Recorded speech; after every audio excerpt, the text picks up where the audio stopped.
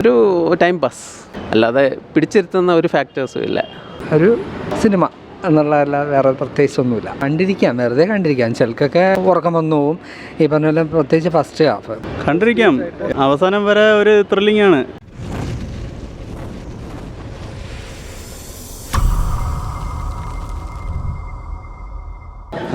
Average. സംവിധാനമൊന്നും ശരിയായില്ല. കണ്ടിരിക്കാം. നല്ലൊരു റിവെഞ്ച് പോലെ തന്നെ അതേ ഉള്ളൂ, വേറെ ഒന്നുമില്ല. എടുത്തു പറയത്തക്ക എന്ന് പറഞ്ഞാൽ അവർ രണ്ടൊരു അഭിനയമൊക്കെ കൊള്ളാം. ഭാര്യയും ഭർത്താവിൻ്റെയും കുഴപ്പമില്ലായിരുന്നു. ഒരു 6.5 ഔട്ട് ഓഫ് 10. അങ്ങനെ പോസിറ്റീവായിട്ടൊന്നും പറയാനില്ല. ലാഗിങ് ആണ്, കണ്ടിരിക്കാം എന്നേ ഉള്ളൂ. എടുത്ത് പറയത്തക്കായിട്ടൊന്നും ഇല്ല. അങ്ങനെ UK വലുതായിട്ടൊന്നും കാണിക്കുന്നില്ല. ജസ്റ്റ് ഒരു അഭിനയമൊക്കെ ഓക്കെയാണ്. എല്ലാവരും ഓക്കെയാണ്. പടം കൊള്ളാം, നല്ല പടമാണ്. എൻ്റർടൈൻമെൻ്റ് ഉണ്ട്, കണ്ടിരിക്കാം. അവസാനം വരെ ഒരു ത്രില്ലിംഗ് ആണ്. അഭിനയം കൊള്ളാം, നല്ല. എടുത്തു പറയാൻ അങ്ങനെ കൊള്ളാം, ത്രില്ലിംഗ് ആണ്, കണ്ടോണ്ടിരിക്കുക. ഇല്ല, അത്രയ്ക്ക് ഒന്നും ഇല്ല ശരിക്കും പറഞ്ഞാൽ. ഓണസ്റ്റ്ലി ഇല്ല. ഞാൻ പറഞ്ഞല്ലോ 6.5 അത്രയും. അതായത് ബോറിംഗ് അല്ല എന്നുള്ളൊരു. എല്ലാവരും ആക്ടിങ് ഒക്കെ നല്ല പക്കയായിരുന്നു. പക്ഷേ എന്തോ മേ ബി സ്ക്രിപ്റ്റ് എന്നായിരിക്കും പറയുക. ആ സ്ക്രിപ്റ്റ് അത്രയ്ക്ക് ഹോൾഡിംഗ് അല്ല. നമ്മളെ പിടിച്ചിരുത്തുന്ന ഒരു ഇതില്ല. നമുക്ക് ഏകദേശം ഊഹിക്കാവുന്ന ക്ലൈമാക്സ് ആണ്. അഭിനയം ആരും ഒട്ടും മോശമല്ല. അതിഥി അടിപൊളിയായിട്ടുണ്ടായിരുന്നു. പിന്നെ മറ്റേ അതിഥിയുടെ ഹസ്ബൻഡായിട്ട് അഭിനയിച്ച ആ ആളുടെ പേരെനിക്ക് ഓർമ്മയില്ല. അവരൊക്കെ എല്ലാവരും നല്ലതായിട്ട് ഇത് ചെയ്തിട്ടുണ്ട്. എല്ലാവരും വിനയ് ഫോട്ടോ ഒക്കെ നല്ലതായിട്ട് അഭിനയിച്ചിട്ടുണ്ട്. ഒരു ടൈം പാസ്, ബോറടിക്കാതെ ടൈം പാസ്സായിട്ട് കണ്ട് ഇറങ്ങാം എന്നുള്ളത്, അല്ലാതെ പിടിച്ചിരുത്തുന്ന ഒരു ഫാക്ടേഴ്സും ഇല്ല. ഒരു കുഞ്ഞു സിനിമ, ഒരു ഫുള്ളും ലണ്ടനിലും അയർലൻഡിലും ഒക്കെ ആയിട്ടൊക്കെ ചിത്രീകരിച്ച സിനിമ. ഒരു കൊള്ളാം, കണ്ടിരിക്കാം. വേറെ ബോറിംഗ് ഒന്നുമല്ല. ഒരു ഫാമിലി ഓറിയൻറ്റഡ് മൂവിയാണ്.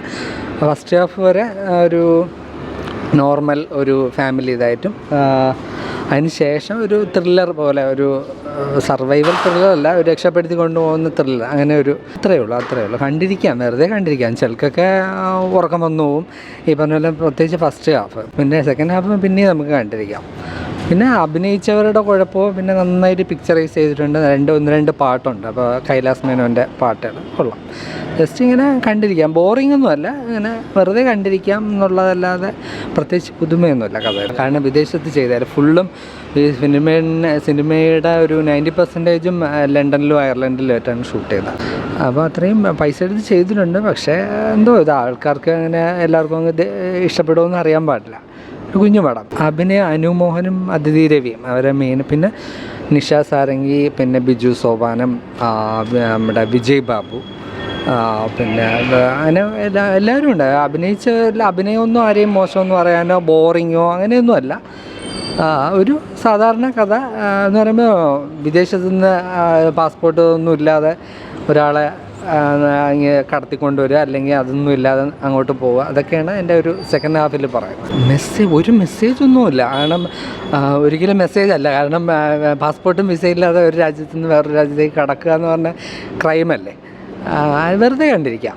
പ്രത്യേകിച്ച് ഒരു മെസ്സേജും ഇല്ല. പിന്നെ നമുക്ക് ഇത് കാണുമ്പോൾ നമുക്ക് ഒരു UK നിയമങ്ങളെക്കുറിച്ചൊക്കെ ഒരു അവബോധം ഉണ്ടാകും. അമ്മാതിരി കുറേ റൂള്, അല്ല കോടതിയിലെ വിചാരണ, അപ്പം കുറേയൊക്കെ അവിടെയൊക്കെ അങ്ങനെയൊക്കെ സംഭവിക്കുന്നു എന്നുള്ള കാര്യം നമുക്ക് മനസ്സിലാവും.